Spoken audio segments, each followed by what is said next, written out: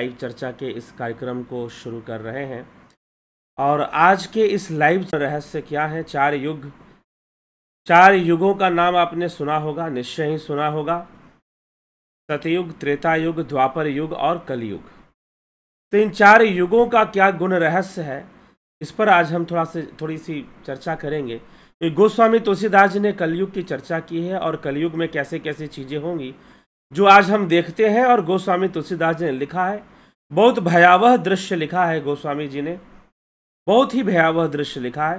तो कल भी हमने चर्चा की थी, आज भी थोड़ी चर्चा करेंगे क्योंकि वो चर्चा अभी समाप्त नहीं हुई थी। और इसी को आगे बढ़ाते हुए 4 युगों के बारे में लिखते हैं कि 4 युगों का जो गुण रहस्य है वो कैसे है और किस प्रकार से है। तो 4 युगों का गुण रहस्य मतलब 4 युगों के क्या गुण होते हैं और वो कैसे कार्य करते हैं। तो सबसे पहले हमें यह समझना होगा कि युग शब्द का अर्थ क्या है। युग शब्द का अर्थ है संयोग। युग शब्द का अर्थ काल भी कहा जाता है, टाइम पीरियड। लेकिन एक्चुअल में जो मीनिंग है वर्ड युग का, वह है संयोग, किसी संयोग का बनना।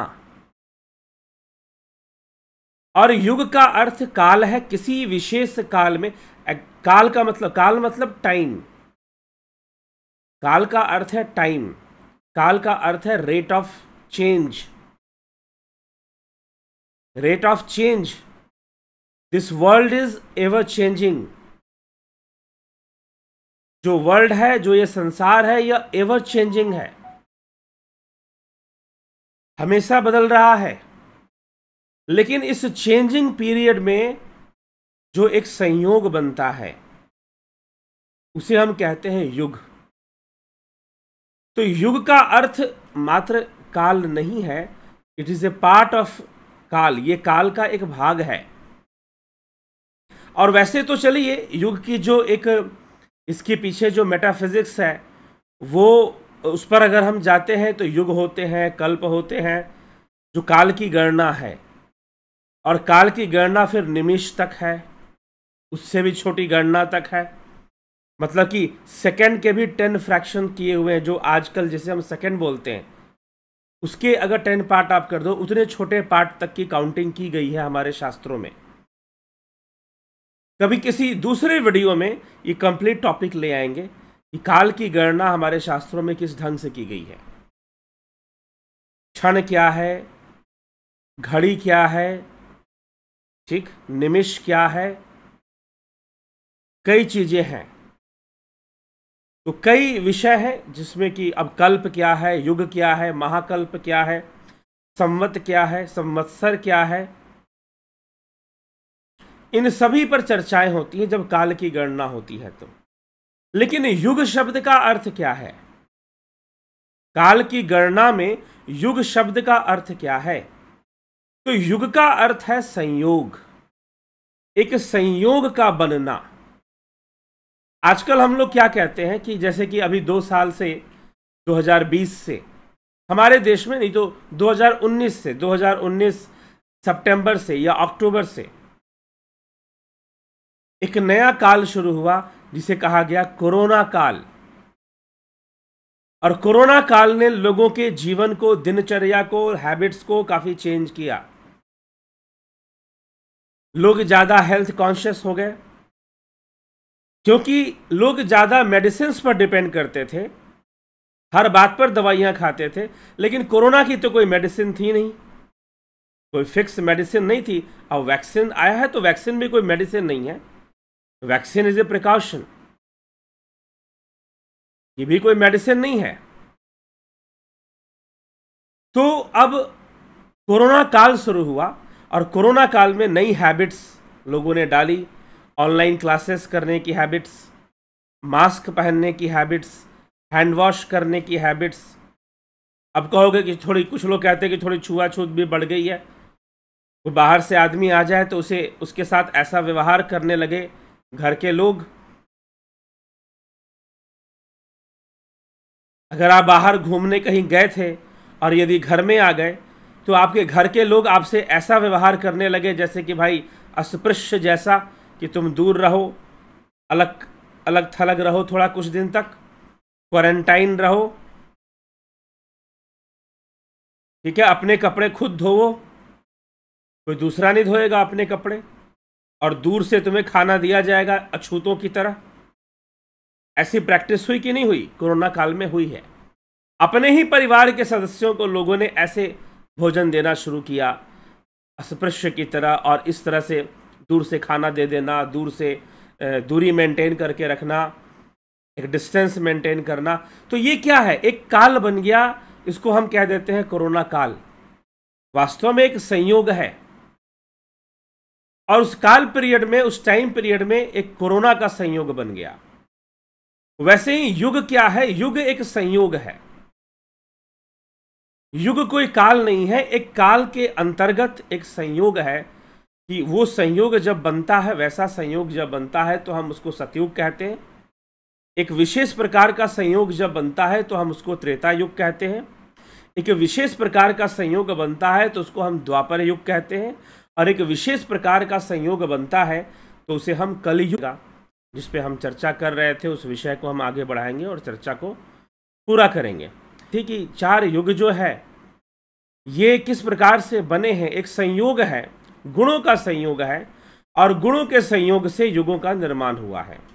तो समय समय पर जो गुण हैं वो किस प्रकार से जुड़ते हैं, बनते हैं, एकत्र होते हैं, और एक संयोग का निर्माण कर देते हैं, और उस संयोग में उस विशेष गुण की प्रधानता हो जाती है। उस विशेष गुण की प्रधानता एक संयोग में हो जाती है। तो उसी संयोग का वर्णन गोस्वामी तुलसीदास जी कर रहे हैं, और वो संयोग क्या है कि कैसे गुणों के संयोग से युगों का निर्माण होता है, युगों का निश्चय होता है। काल तो सर्वदा है, काल तो अनादि है, काल का कोई अंत नहीं है, लेकिन युगों का अंत होता है। युगों का प्रारंभ भी होता है और युगों का अंत भी होता है। काल अनादि है, काल का ना कोई प्रारंभ है और काल का ना ही कोई अंत है।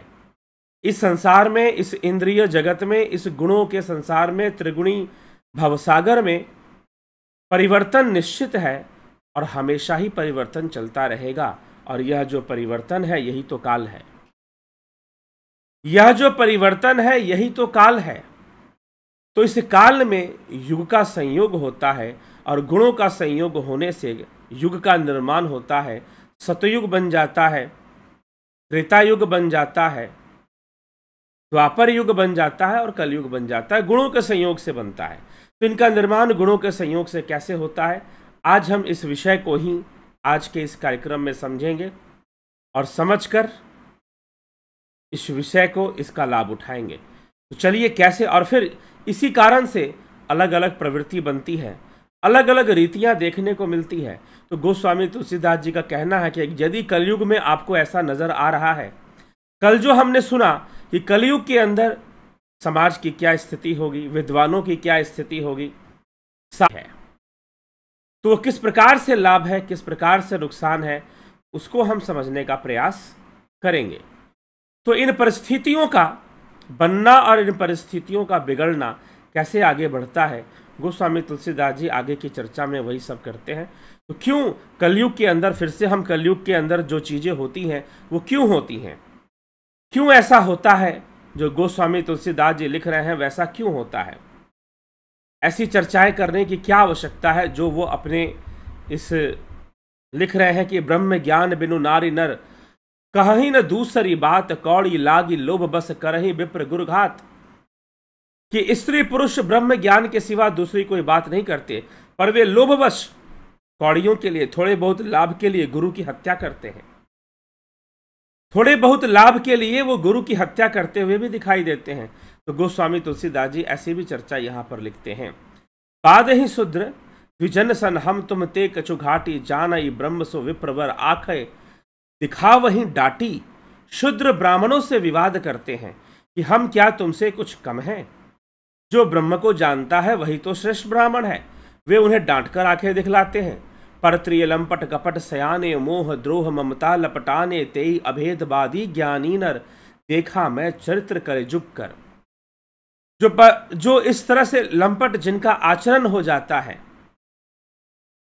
कपट जिनके अंदर भरा हुआ है, द्रोह और ममता से लिपटे हुए हैं, ये सभी तमोगुण है, तामसिकता में हमें रखते हैं। आप गए अरु तिनहु घालहीं, जे कहूँ सत मार्ग प्रतिपालहीं, कलप कलप भरी एक एक नरका, परहीं जे दूषहीं श्रुति करी तरका। वे स्वयं तो नष्ट हुए ही रहते हैं, जो कहीं सन्मार्ग का प्रतिपालन करते हैं उनको भी वे नष्ट कर देते हैं। जो तर्क करके वेद की निंदा करते हैं वे लोग कल्प कल्प भर एक एक नरक में पड़े रहते हैं।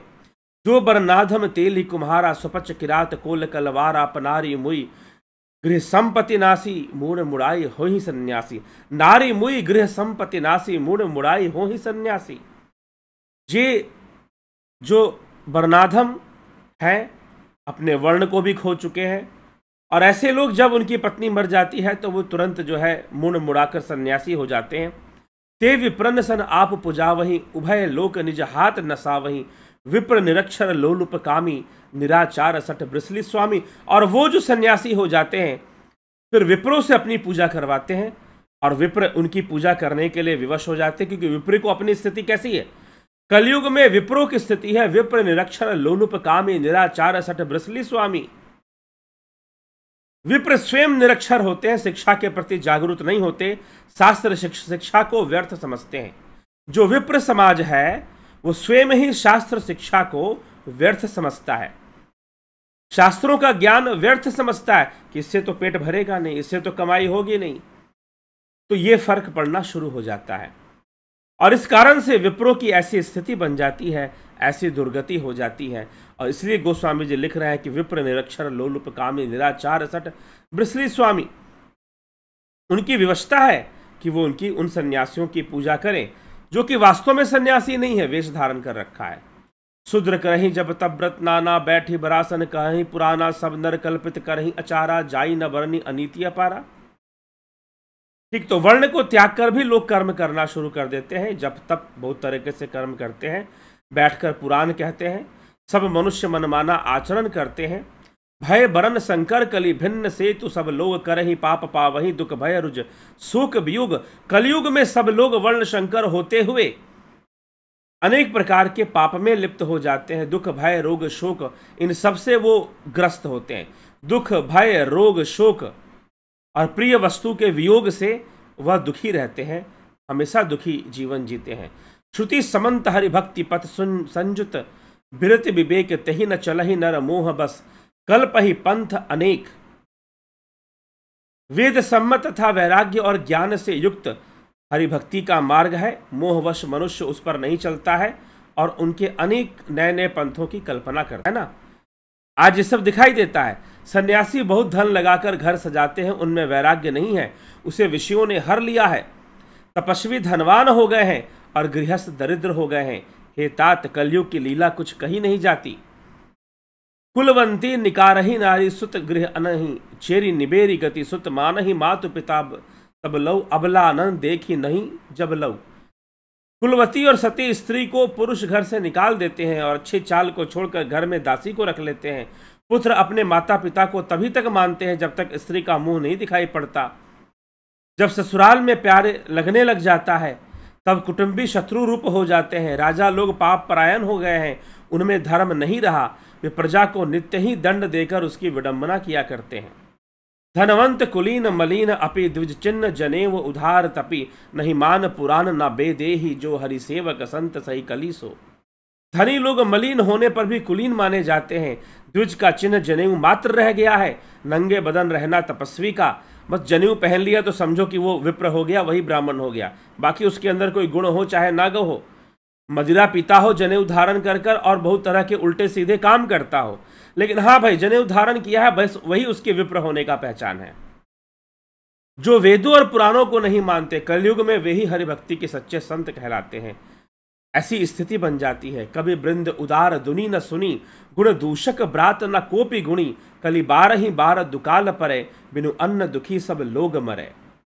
कवि के तो झुंड हो गए हैं पर दुनिया में उदार सुनाई नहीं पड़ता, कवियों का आश्रय दाता सुनाई नहीं पड़ता। गुण में दोष लगाने वाले बहुत है पर गुणी कोई भी नहीं है।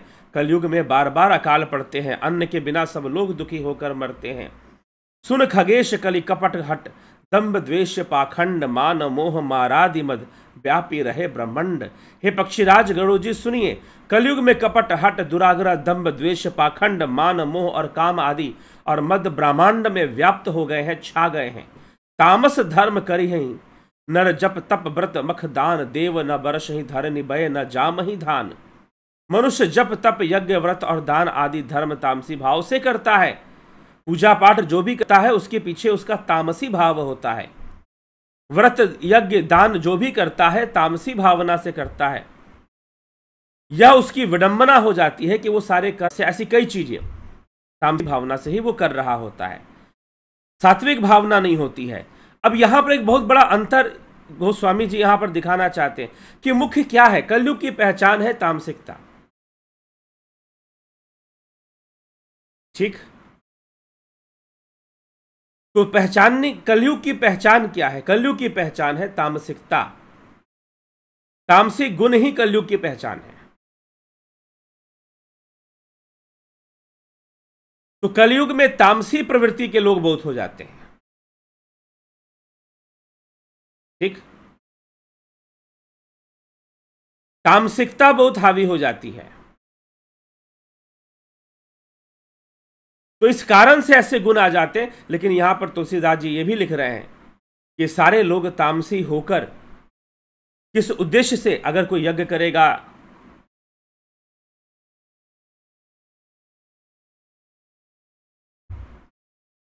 यदि कोई यज्ञ करेगा, यदि कोई तप करेगा,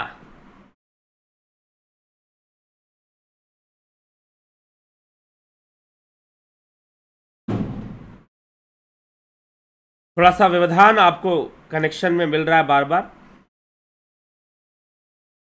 तो कोई बात नहीं, आगे हम इस चर्चा को बढ़ाते ही रहेंगे। पूर्ण तो होना ही है, लाइव शुरू हुआ है। तो चलिए, कल से इस व्यवधान के बारे में आशंका नहीं थी कि ऐसा कुछ होगा, लेकिन हो रहा है।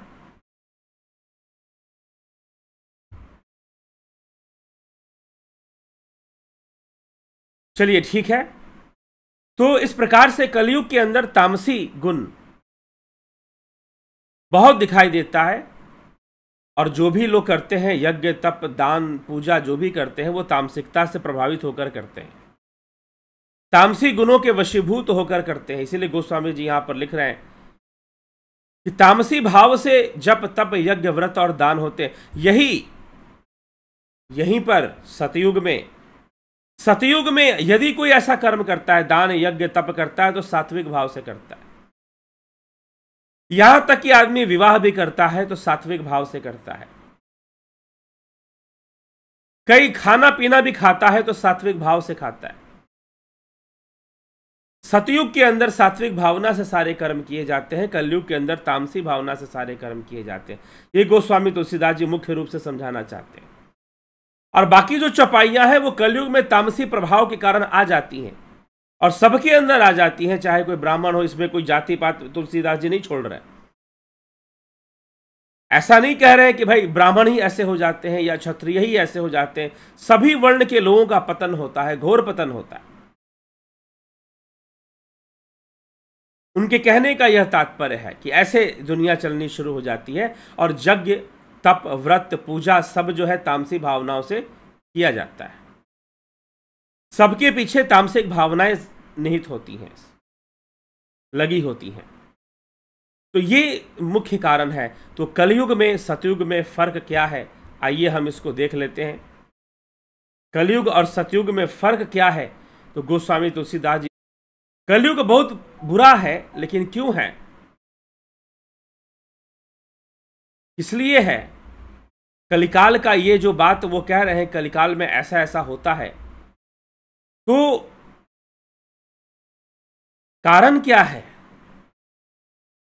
गोस्वामी जी लिखते हैं, सुनु ब्यालारी काल कली मल अवगुण अगार गुनहु बहुत कलिजुग कर बिनु प्रयास निस्तार।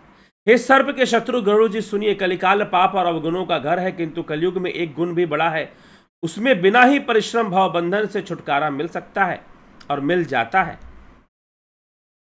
सतयुग त्रेता और द्वापर में जो गति पूजा यज्ञ और योग से प्राप्त होती है, वही गति कलयुग में मात्र सुमरन से ही हो जाती है, नाम स्मरण से ही होती है। कृतयुग सब जोग विज्ञानी करि हरि ध्यान तरही भव प्राणी त्रेता विविध यज्ञ नर करही प्रभु समर्पी कर्म भव तरही। सतयुग में सब योगी और विज्ञानी होते हैं। सब योगी और सतयुग जो है योगियों और विज्ञानियों का युग है।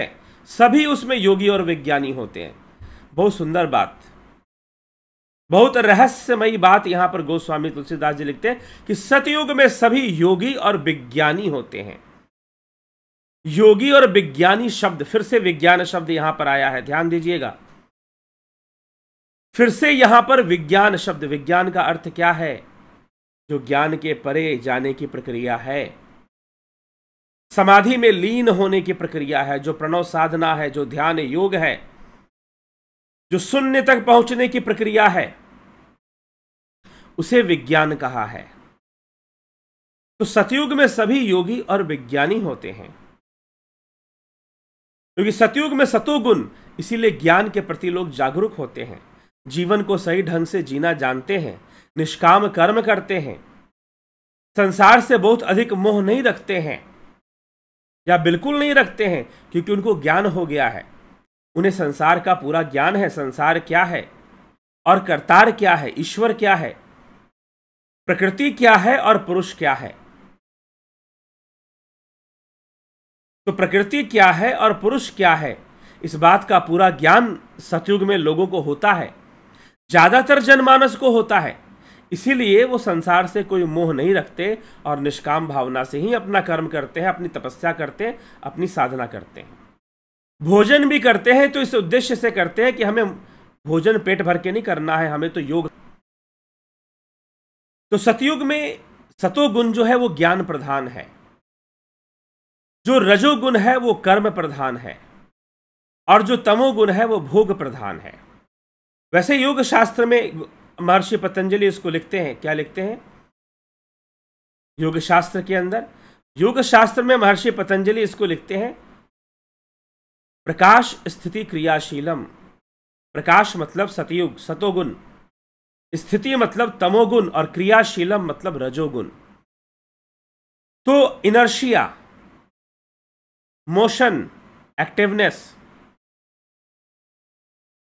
ठीक है। Laws of motion, Newton laws of motion आपने पढ़ा होगा, तो ये तीन गुण भी थोड़ा और अच्छे से समझे।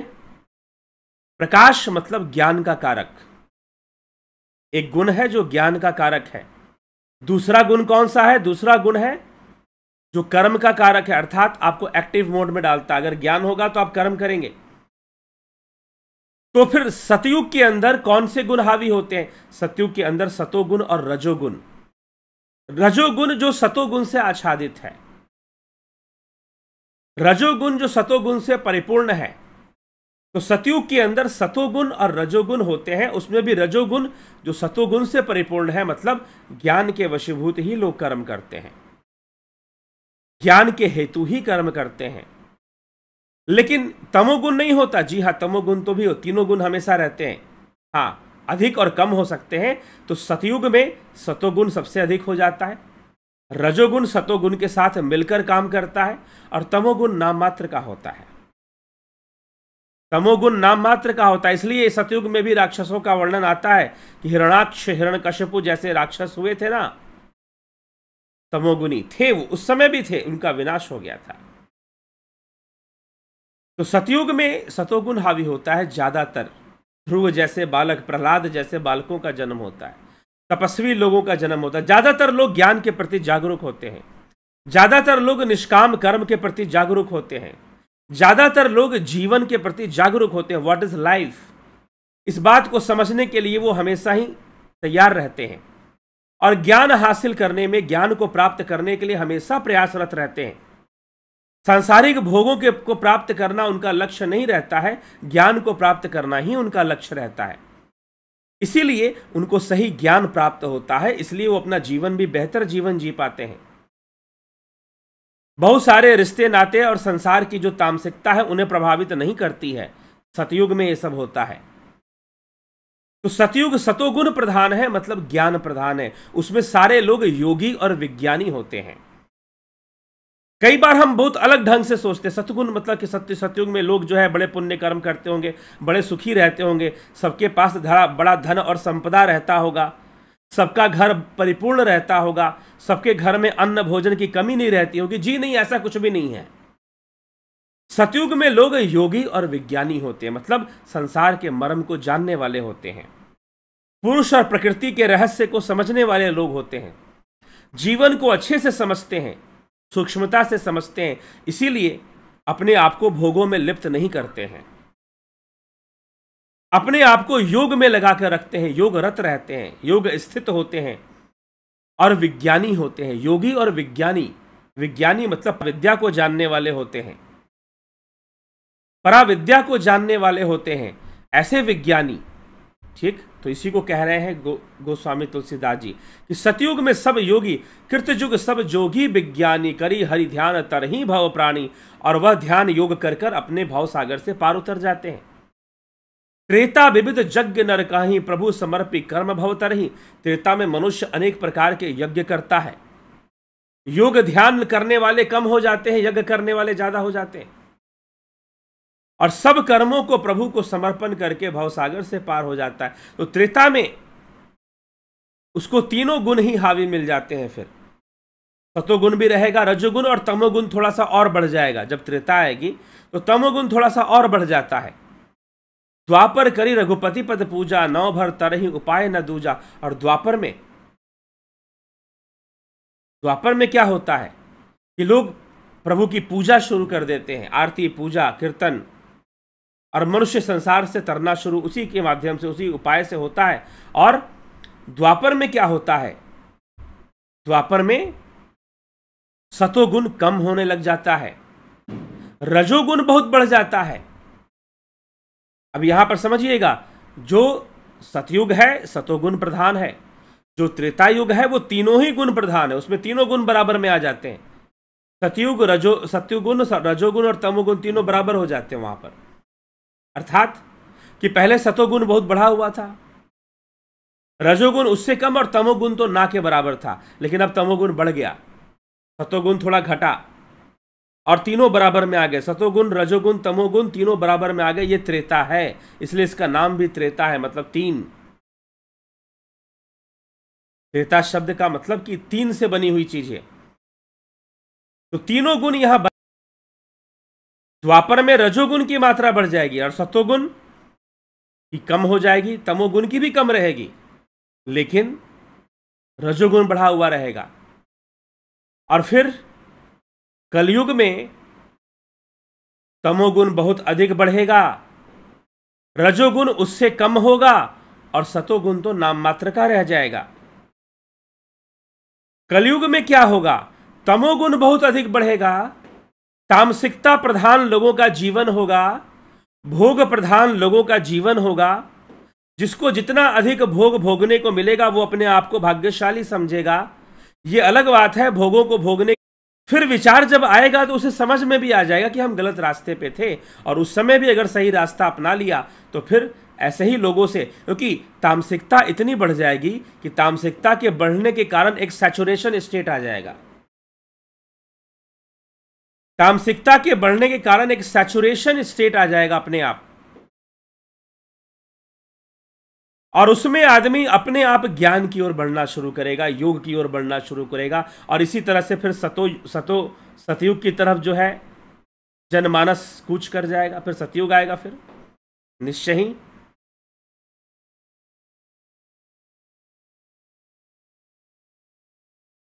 ठीक है, फिर निश्चय ही सतयुग आएगा।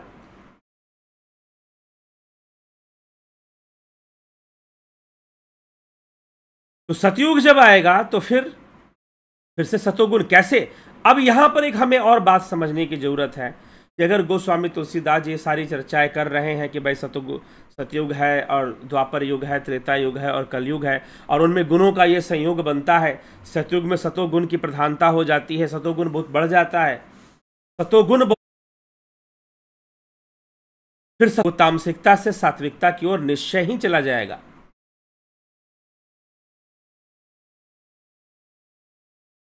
तो तामसिकता से सात्विकता की यात्रा ये युगों की यात्रा है।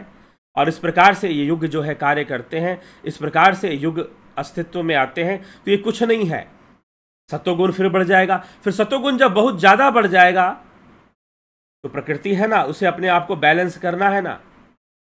तो सतोगुण बढ़ने के कारण सारे लोग योग विज्ञान ही करेंगे, तो उनमें से कुछ लोग ऐसे हो जाएंगे कि जी नहीं, बहुत ज़्यादा हम योग विज्ञान करते हैं, हम संसार को नहीं जीते हैं। तो जनसंख्या कम हो जाएगी, लोग संतानें पैदा नहीं करेंगे, घर गृहस्थी सही से नहीं बसाएंगे, वहाँ भी समस्या आएगी। तो जब वहाँ समस्या आएगी तो फिर से वो कर्म के प्रति जागरूक हो जाएंगे। लोग जो है कर्म के प्रति फिर से जागरूक हो जाएंगे और कर्मवान बन जाएंगे। तो रजोगुण की वृद्धि होगी, तमोगुण की भी थोड़ी वृद्धि होगी और तीनों बराबर में आ जाएंगे, त्रेता युग आ जाएगा। अब इसी प्रकार से फॉल होना एक फॉल है। सतयुग से कलयुग का एक पतन होता है, मानसिक पतन, लोगों का, जनमानस का, जीवों का पतन होता है।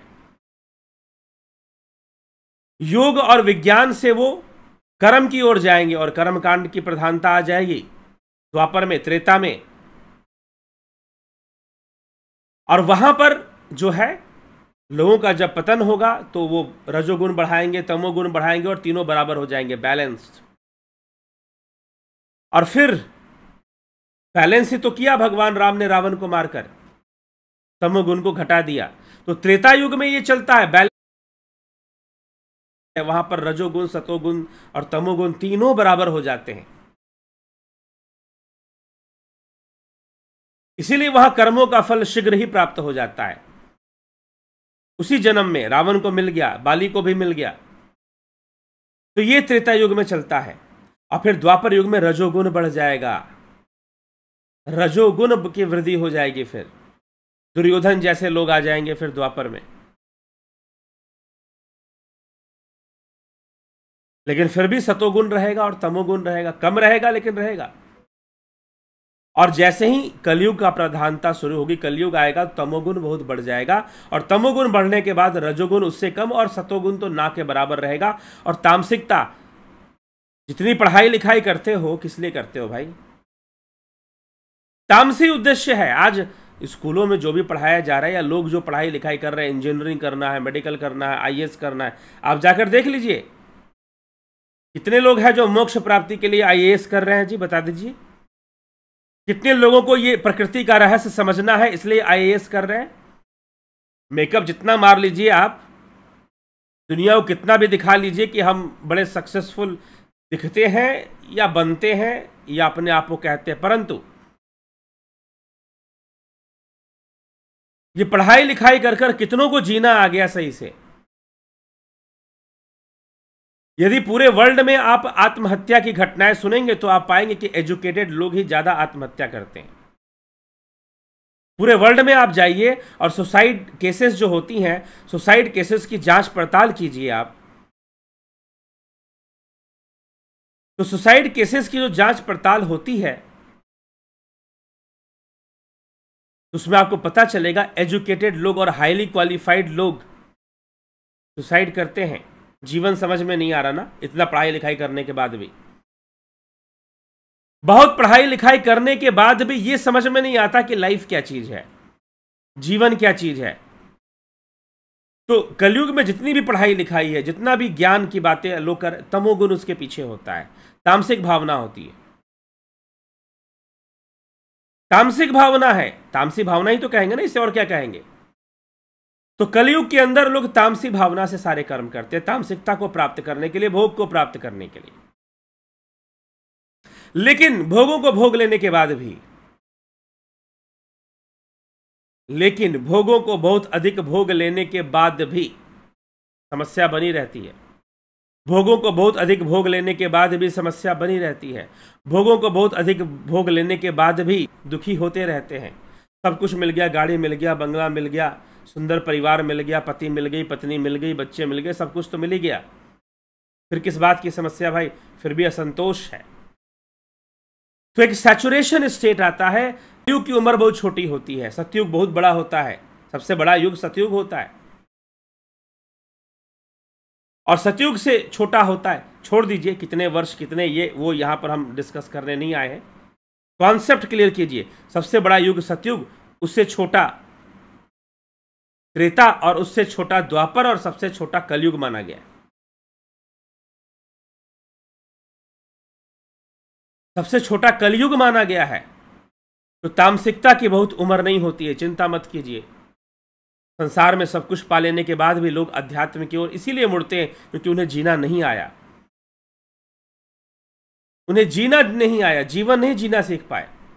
भोगना सीख लिया, बहुत सारे भोग इकट्ठे भी कर लिए, लेकिन जीना नहीं सीख पाए।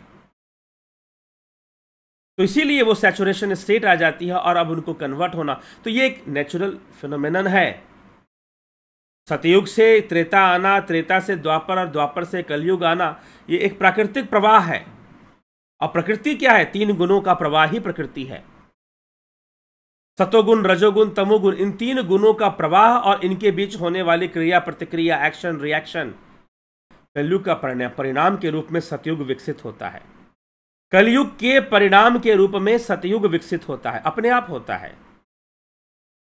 लोगों का जीवन ऐसा बन जाता है कि उन्हें ज्ञान की ओर बढ़ना पड़ता है, उन्हें योग की ओर बढ़ना पड़ता है, और हो रहा है वर्तमान समय में। आप देख रहे हैं योग और ज्ञान, योग और वैराग्य, योग और विज्ञान की ओर उन्हें बढ़ना पड़ेगा, विज्ञानी बनना पड़ेगा। और विज्ञानी कौन है? जो ध्यान योग करता है, जो प्रणव साधना करता है, वो विज्ञानी है। सूक्ष्म अवस्था में उतरता है और अपने आप को शून्य में ले जाता है, वह विज्ञानी है।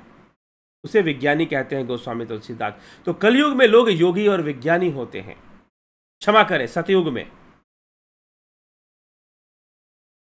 कलयुग में तो लोग भोगी और तामसी हो जाते हैं। ज्ञानी भले हो जाए, संसार का ज्ञान प्राप्त कर ले, लेकिन वो तामसी ज्ञान ही कहा जाएगा। वो ज्ञान भी तामसी कहा जाएगा, उसे तामसिक उपलब्धि होगी, उसे सात्विक उपलब्धि नहीं होगी। सात्विक ज्ञान से ही सात्विक उपलब्धि होगी और तामसिक ज्ञान से तामसी उपलब्धि होगी। ये परिस्थितियां बनती हैं, ऐसी स्थितियां बननी शुरू हो जाती। एक नेचुरल फ्लो है। और लेकिन जब कलयुग आ जाएगा तो देखने को मिलेगा जो तुलसीदास जी कहते हैं, सन्यासी बड़े बड़े घर बनाएंगे, सन्यासी बड़े बड़े मकान बनाकर बैठ जाएंगे, और जो गृहस्थ है बेचारा गरीब रहेगा। तुलसीदास जी लिखते हैं कि सन्यासी लोग क्या करेंगे? बड़े बड़े घर बनाएंगे, बड़े बड़े मकान बनाएंगे। ऐसी स्थिति बननी शुरू हो जाएगी। चलिए ठीक है, तो यही आज की चर्चा थी। आज काफ़ी थोड़ी सी डिस्कनेक्शन प्रॉब्लम ज़्यादा रहा, इंटरनेट का कुछ इस तरह का, लेकिन चलिए कोई बात नहीं। निश्चय ही कल जो भी छोटा सा व्यवधान आया होगा, पहले से उसके लिए हम तैयार नहीं थे, कल इसका समाधान जरूर निकाल लिया जाएगा। और जो है